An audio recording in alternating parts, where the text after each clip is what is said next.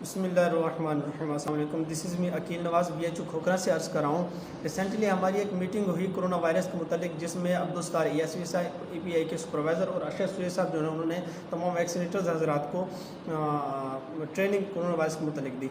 तो जो बातें उसमें ज़ेर बहस रह गई, उसमें मैं शॉर्ट हैंड में कुछ आपको जो है ना शेयर करना चाहता हूँ।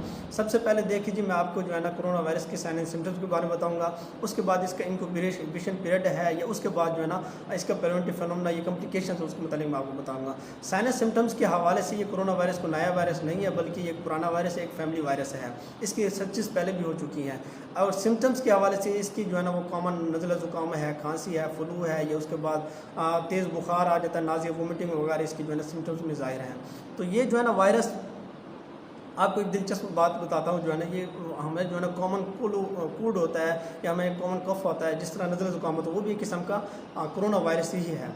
अब इसके बाद जो है ना मैं आपको बताता हूँ जो है ना इसका इंक्यूबेशन पीरियड क्या होता है। इसका एज़ पर रिक्वायरमेंट जो स्पेसिफिक कंडीशन में इसका इंक्यूबेशन पीरियड होता है वो 2 से अप्रोक्सीमेटली अराउंड अबाउट 15 दिन तक होता है। यानी कि इसका इंक्यूबेशन, ये पढ़ने का जो है ना, इसका चढ़ने का जो टाइम टेबल, जो इसका स्केड्यूल जो है, स्पेशली स्केड्यूल जो होता है, इसका ड्यूरेशन होता है वो 15 दिन तक होता है। ऐसा सी बदतरी चढ़ता है, उसके बाद फिर ये कम होता है।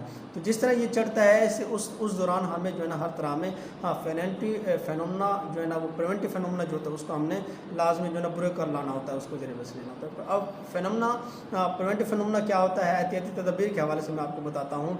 इसमें हमने अपने हाथों को जो है ना वॉश रखना है, अपने हाथों को जो है ना साफ़ सुथरा रखना है। हमने सोशल डिस्टेंसिंग जो है, उसके सोशल गैदरिंग से जो है ना हमें 100% जो है ना उससे हमने इज्तनाब हासिल करना है। जिस तरह मजालिसी महफिल होते हैं तो उससे हमने भी लाजमी इज्तनाब करना है। ये है इसका प्रिवेंटिव फेनोमना।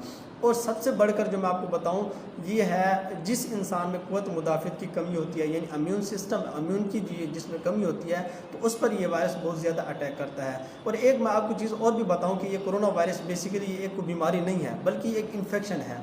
ये इन्फेक्शन एक वायरल इन्फेक्शन है। जो इसका वायरस है उसका हम कोविड-19 कहते हैं, क्योंकि ये 30 दिसंबर 2019 में जो है ना चीन के शहर वुहान से जो है ना ये इसने मतलब शुरू हुआ था। तो इसलिए ये एक वायरल इन्फेक्शन है। और जो इन्फेक्शन होता है उसका इलाज नहीं होता, बल्कि उसके लिए जो है ना हमने कोई वैक्सीन देनी होती है, जो बतौर एंटीजन किसी ह्यूमन बॉडी में जो है ना इंजेक्ट करते हैं, जो उसके जिस्म के अंदर, ह्यूमन बॉडी के अंदर जाकर वो एंटीबॉडीज़ बनाता है। जब वो वायरस या बैक्टीरिया आकर उस पर, ह्यूमन बॉडी पर, ये जिस्म पर जो है ना वो अटैक करता है, तो उसके खिलाफ वो मुज़ाहमत करता है और उसके खिलाफ जंग लड़ता है, और उस वायरस को और उस बैक्टीरिया को जो है ना वो डेड कर देता है, उसको एक्सपायर कर देता है और उसको डिस्ट्रॉय कर देता है, इस तरह से। और आपको मैं एक चीज़ और बताऊं प्रिवेंटिव फेनोमेना के हवाले से, कि जब हम छींकते हैं तो इसमें सबसे जो बड़ा ज़रिया जो फैलने का है वो है ड्रॉपलेट इन्फेक्शन। मतलब जिस टाइम हम खांसते हैं या छींकते हैं तो हमारे मुंह से और हमारे नाक से छोटे छोटे बबल टाइप के जो है ना वो हमारे ड्रॉप्स एक्सक्रीट करते हैं, हम खारिज करते हैं। जब ऑटोमेटिकली जब हमारे सामने एक फ्रंट पे जब शख्स बैठा होता है, हमारे साथ जो लोग बैठे होते हैं, तो ऑटोमेटिकली जो है ना इनहिलेशन और एक्सलेशन का अमल कर रहे होते हैं, मतलब सांस से अमल तनफ़ुस का अमल कर रहे होते हैं। तो जब हम उसको एक्सक्रीट करते हैं, खांसते हैं, छींकते हैं, तो वो ड्रॉपलेट इन्फेक्शन एक्सक्रीट होते हैं, तो अगला बंदा उसको इनहेल करता है। तो वो उस ड्रॉपलेट इन्फेक्शन के ज़रिए, ड्रॉपलेट्स के ज़रिए वो कोरोना वायरस मेरे जिस्म से, यानी कि इफेक्टेड बंदे से, इफेक्टेड ह्यूमन पर्सन से जो है ना वो दूसरे इंसान में चला जाता है। फिर वो जाकर हमारे लेरेंक्स, फेरेंक्स, ट्रेकिया, ब्रोंकाई, ब्रोनकस और हमारे लंग्स में और हमारे टोटल जो है ना रेस्पिरेटरी वाइटल ऑर्गन्स हमारे ह्यूमन बॉडी में हो, तो उसमें जाकर वो बैठ जाता है और वहाँ जो है ना वो नशोनुमा पाता है। उसके बाद जो है वो क्या करता है, वो अपना इन्फेक्शन फैलाता है, बीमारी फैलाता है। तो ये एक बीमारी नहीं है, ये क्या है जी, ये एक वायरस है, ये इन्फेक्शन है। तो इन्फेक्शन के लिए हमें एहतियाती तदबीर ही अपनानी होती है, इसका इलाज नहीं होता। या तो वैक्सीन दी जाती है फर्स्ट ऑफ ऑल, या फिर दूसरी, अब तीसरा मतलब कि वैक्सीनेटर्स हज़रात जो है ना वैक्सीन देती हैं पेंटावेलेंट की, नीमोकोकल की, या मीज़ल की, या पोलियो वगैरह की। तो वो उसका क्या मकसद होता है, वो एक बीमारी नहीं है, मतलब कि वो इन्फेक्शन है।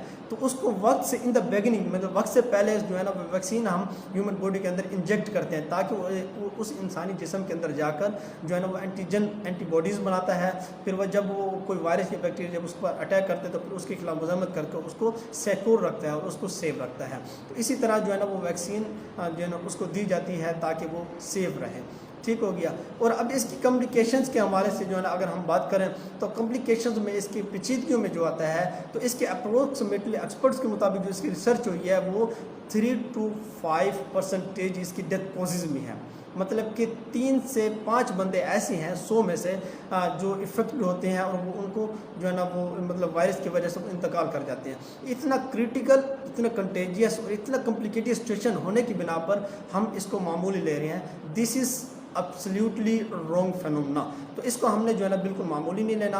और आखिर में जो है ना सबसे मैं आपको वैक्सीनेटर हजरात को जो है ना मैं एहतियाती तदबीर के हवाले से जो मैं प्रिकॉशंस, इंडिकेशंस और डिस्क्रिप्शन जो मैं आपको दे रहा हूँ वो उसके मुतालिक ये है, काइंडली जब आप वैक्सीनेशन कर रहे हो तो आपको फर्स्ट ऑफ ऑल जो है ना सोशल डिस्टेंसिंग को जो है ना आपने नज़र रखना होता है। जिस टाइम आप वैक्सीनेशन कर रहे होते हैं तो बच्चे की माँ, उसके साथ उसका बाप या उसका बहन भाई आता है, तो 3-4 बंदे ना आए, एक बंदा आए और आपने उसको टच करना है, आपने ग्लव्स यूज़ करना है, आपने मास्क यूज़ करना है। कोई पता नहीं क्योंकि कौन इफेक्टेड है, इसका जो है ना वो साइंस और सिम्टम्स बाजार देखने में नहीं मालूम होते। ये हमारे फेनोमेना, प्रिवेंटिव फेनोमेना होता है।